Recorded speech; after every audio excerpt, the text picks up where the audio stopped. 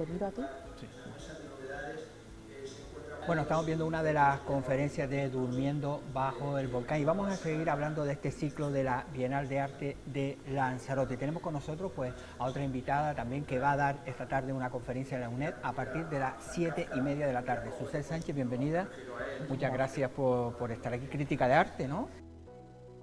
Exposiciones. Comisaria de exposiciones. ¿Qué es más difícil, ser crítica de arte o comisaria de exposiciones? Porque la gente pensamos que los comisarios vas a un sitio, eliges 4 cuadros, los colocas y ya está.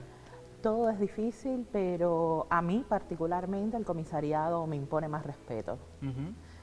Creo que al final la escritura crítica, te sientas frente al ordenador, estás ahí con tus metáforas, tus imágenes, y el comisariado es verdad que si bien tiene una parte muy importante de creatividad, también tiene mucho de coordinación, de negociación con instituciones, poner, ¿no?, en un espacio aquello que tienes en la cabeza, y realmente es para mí al menos personalmente lo asumo siempre como un reto. Claro, después ya lo peor es que de comisaria venga el crítico de arte y te echa a perder el trabajo, ¿no? Bueno, pero eso es interesante. Porque también. Los críticos de arte tienen mala fama, ¿eh? Hay que decirlo, ¿no? Bueno, depende. Yo creo que hay muchas maneras de enfrentar la crítica, entonces ahí también creo que tiene mucho que ver con diálogos, ¿no?, con los artistas, con los espacios, con los otros comisarios, con los colegas, y bueno, ahí vamos. Bueno, viene a Lanzarote para esta tarde a las 7:30 en la UNED, una conferencia, la voy a leer, porque ahora voy a preguntar, a ver, voy a leerla, ¿eh? Ese ruido de mar que baten las palabras, resignificaciones de la diáspora africana y memoria del Atlántico Negro en el arte contemporáneo en Latinoamérica y el Caribe. En Centroamérica y el Caribe, sí. Centroamérica y el Caribe. Sí, bueno, realmente el título, la primera parte es una paráfrasis de unas palabras de Edouard Glissant, el escritor y pensador antillano, que justamente pues creó, ¿no?, todo este sistema de pensamiento sobre la insularidad, la diáspora, el espacio caribe como un espacio de interconexiones, y me gustaba mucho apropiarme de esta frase de Edouard Glissant, que de alguna manera lo que habla es de las resonancias que tiene precisamente ese mar, ese espacio atlántico, ¿no?, que conecta África con Afro-Latinoamérica, evidentemente como un espacio de una pasarela de tránsito de ese trauma de la memoria de la diáspora africana que fue desplazada a través de los procesos de esclavización, ¿no?, del tráfico humano durante los procesos coloniales. Y alguien puede preguntarse, bueno, ¿y Lanzarote en medio de todo este...? Creo que un poco la invitación que me hizo Fernando Castro tiene que ver también con esa, digamos, dimensión de la insularidad, ¿no? Lanzarote planetario que sí hablamos, ¿no? Sí, bueno, y esta conexión a través del mar, ¿no?, del océano como un punto de conexión, quizás un poco también tiene que ver con ese sentido de la insularidad que tiene el Caribe. Yo, mi origen es cubano, provengo también de una isla donde efectivamente además fue uno de los últimos espacios en descolonizarse con las guerras de independencia del colonialismo español. Entonces creo que ahí se van tejiendo ese tipo de conexiones, ¿no?, que tienen que ver con el mar, con el rumor de las olas, pero también con ese espacio, ¿no?, atlántico como una gran memoria, ¿no?, de todos esos procesos históricos y culturales. Claro, el Durmiendo bajo el volcán es una reflexión, ¿no? También, ¿hacia dónde nos diriges? ¿Nos vas a dirigir esta tarde? Bueno, Fernando Castro nos hacía la invitación a Gerardo Mosquera, que es también un importante crítico, comisario cubano, también residente desde hace unos años en España, profesor y maestro de muchas de las generaciones de críticos y comisarios cubanos y latinoamericanos. Nos hacía la invitación también pensando en la figura del desplazamiento, de las migraciones, y que están muy unidas, ¿no?, a ese concepto de lo insular, ¿no?, de las islas, como espacios muchas veces de tránsito, pero también de llegada, como puede ser el propio caso de Lanzarote, ¿no?, con el fenómeno de la migración desde el África subsahariana. Entonces, un poco nuestras presentaciones se van a centrar en esas dimensiones que tienen que ver con viajes de migrantes, de desplazamiento, en el caso de Gerardo, y en mi caso un poco aludiendo a dos conceptos fundamentales. Uno, el de la diáspora africana, que es el de gran masa de cuerpos humanos desplazados hacia Afro-Latinoamérica, precisamente como resultado de estos procesos coloniales y del proceso de esclavitud. Y por otra parte, el concepto de Atlántico Negro, que fue un concepto que en los años 90 acuñó Paul Quiró para hacer referencia precisamente a esa dimensión del Atlántico como un espacio de memoria donde se transforma la memoria de la diáspora africana. Es decir, cuando llegan todas estas personas esclavizadas a Afro-Latinoamérica, evidentemente tienen que reconvertirse, ¿no?, su memoria. Entonces no vamos a hablar ya solamente de un espacio donde África son las diferentes etnias que fueron desplazadas hacia América de manera traumática y violenta, sino también que hay que asumir, ¿no?, ese lado perverso de la modernidad que tiene que ver con la esclavitud, y a partir de ahí también tratar de ser modernos, pero con una memoria propia, una memoria que se refuncionaliza en función precisamente de los espacios a los que van a llegar estas personas y cómo tienen que sobrevivir enmascarando sus tradiciones, sus religiones, sus culturas, sus ritos, sus danzas. Entonces un poco sobre eso vamos a hablar, ¿no?, sobre esa memoria, cómo hay una nueva América, ¿no?, una nueva Afro-Latinoamérica, y sobre todo dimensionando esos espacios racializados, ¿no?, que también en los procesos de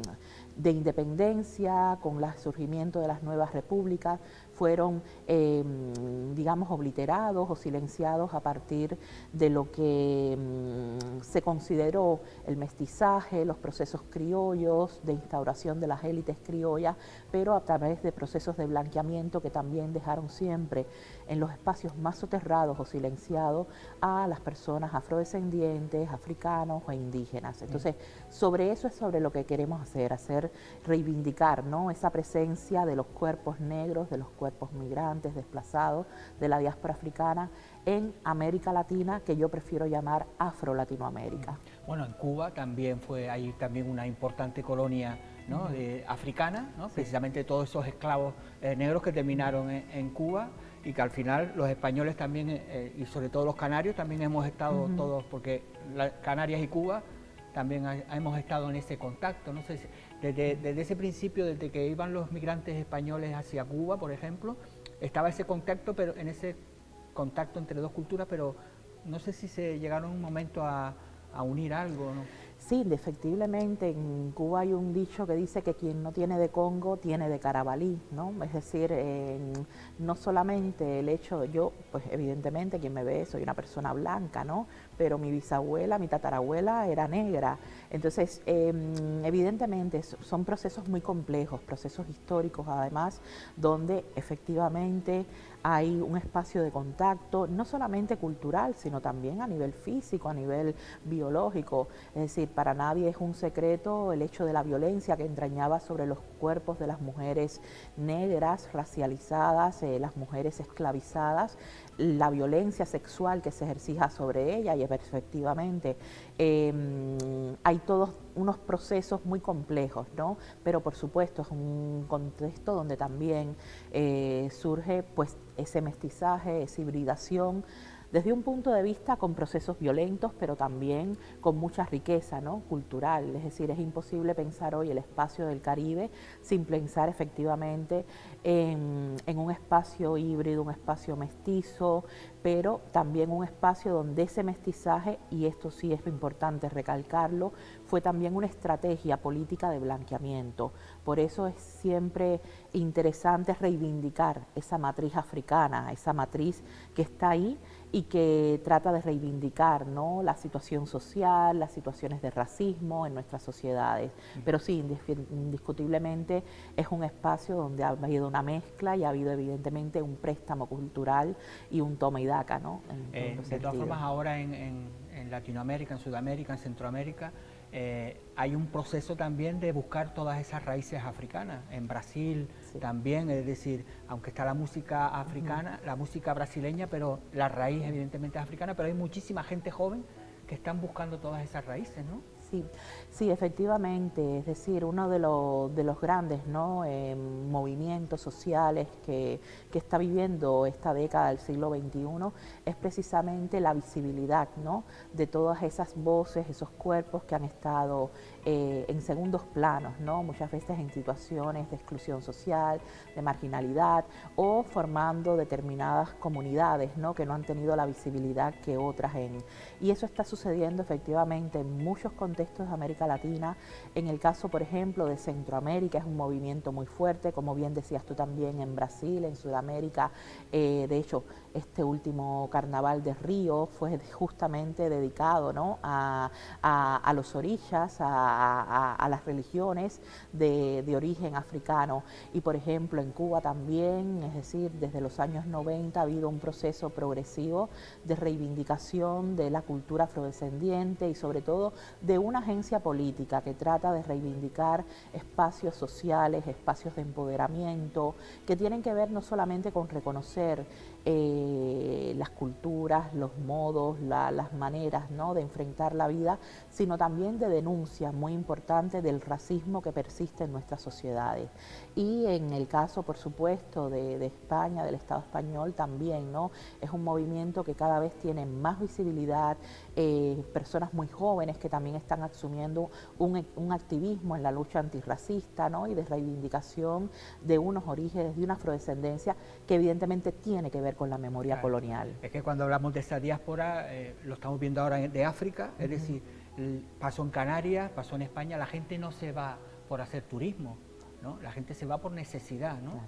Entonces, toda esa gente también, es decir, si lo vemos como negativo o lo podemos ver como riqueza cultural, ¿no? Que al final es todo lo que también, ¿no? Sí, sobre todo con una conciencia de que a fin de cuentas las fronteras que tenemos hoy en el presente son fronteras que también fueron una construcción política, una construcción a lo largo de procesos históricos que realmente redistribuyó el poder, la riqueza, los territorios. Entonces también, si partimos del hecho de reconocer esas construcciones ficticias, ¿no? Que con el concepto de Estado-Nación a lo largo de la modernidad se impone, y con esa construcción de identidades nacionales, también tenemos que reconocer efectivamente el hecho de que hay minorías étnicas, etnorraciales que trascienden esas totalidades. Y creo que eso es lo importante, precisamente como tú dices, esa riqueza, es decir, como bien dices, y creo que esto es muy importante, es decir, las personas migrantes no emigramos, es decir, normalmente uno tiene un sentido de arraigo, de pertenencia a su lugar de origen, a su tierra, a tu familia, a tu comunidad. El hecho de enfrentar la emigración es un proceso complejo, un proceso doloroso, traumático, que entraña mucha violencia, que entraña desdoblarte. Y creo que hay que comprender que efectivamente, como bien decías, detrás de la emigración hay una necesidad, hay unos sueños, unas expectativas de mejora, de movilidad social, con lo cual creo que en ese sentido ser más receptivos, comprender y efectivamente no verlo como un mal, sino efectivamente como una riqueza, como un aporte, una construcción, no solamente desde el punto de vista económico, social, político, sino cultural también. Y creo que es lo que el siglo XXI, ¿no? En esta ya casi tercera década nos está pidiendo, es comprender más esos espacios híbridos, esos espacios, pero sobre todo reivindicando, ¿no? De dónde venimos, los orígenes de cada cual. Y además, claro, ayer estaba con Fernando Castro, que también al final hablábamos de todo esto. Claro, pensamos que el arte al final no sirve para nada, ¿no? En el sentido de, ¿no? de pensar, de reflexionar, y sí sirve, evidentemente. El arte también ayuda, ¿no? Precisamente a toda esa integración y hacernos ver, ¿no? También la importancia, ¿no? de este flujo de personas de un lado a otro, ¿no? Del mundo. Efectivamente, yo, bueno, proveniendo de un contexto cubano, un contexto totalitario, para mí siempre el arte ha sido, digamos, una de las últimas fronteras de libertad, donde se pueden decir cosas, denunciar, quizás también por muchas veces los lenguajes metafóricos o los tropos que usa el arte para enunciar o discursar. Creo que precisamente se pueden decir muchas cosas que quizás en los medios de comunicación no se dicen o se confunden mucho a través de las redes sociales. Y precisamente una de las, digamos, grandes funciones que ha tenido el arte históricamente es ser una especie de vanguardia, de avanzadilla de muchos temas que son sensibles en el debate social y en la sociedad civil, ponerlos, ¿no?, sobre la mesa, o al menos llamar la atención, girar la mirada hacia allí, a esas zonas que han quedado ocultas en otro tipo de discursos. Me acuerdo en Rusia ahora las protestas que era un folio en blanco, ¿no? Y un folio en blanco puede ser arte también y forma una forma de denuncia, ¿no? Sí. No dices nada, pero lo estás diciendo todo. Exactamente. ¿No? Es decir, bueno, pues esta tarde a partir de las 7:30 de la tarde en la UNED, la conferencia primero, no sé si vas tú. Gerardo Mosquera. Gerardo Mosquera, el Caribe, de donde todos vienen de otro lugar. La verdad que nos está pasando un poquito en Lanzarote también, cuando hablamos de esa masificación turística, ¿no? Que somos de un sitio, pero al final todo es igual, ¿no? El Caribe ese ¿no?, de todo incluido, ¿no? De ir a un hotel, no salir de ahí y decir he estado en el Caribe, pero no he estado. Exacto. Y no he estado, ¿no? Bueno, muchas gracias, Suset. Muchas gracias. Y a todos ustedes, pues nada, nos despedimos por hoy. Eso sí, les esperamos mañana a la misma hora para seguir contándoles pues nuevas historias.